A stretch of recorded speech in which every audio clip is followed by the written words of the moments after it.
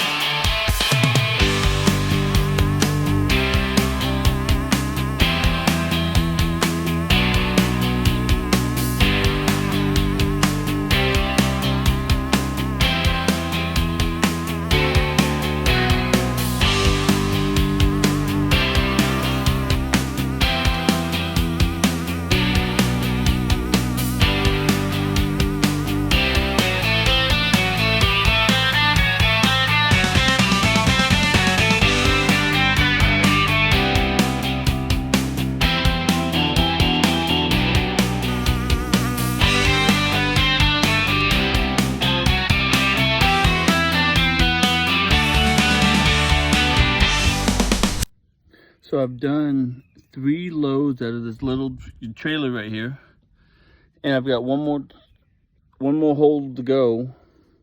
Now I had a question for you. More of a riddle, more of a stupid question, maybe a dad joke. What do you get when you mix a bucket of mud with a bucket of dirt? I'll give you a second. It's easy. You get 2 buckets of mud. So I'm going on with the thought process of when you go to dig a hole and you go to backfill it, you soak it with water to get all the dirt particles that are dirt things to stick together to settle at the bottom. So I'm hoping when these holes dry out, that process is going to take effect.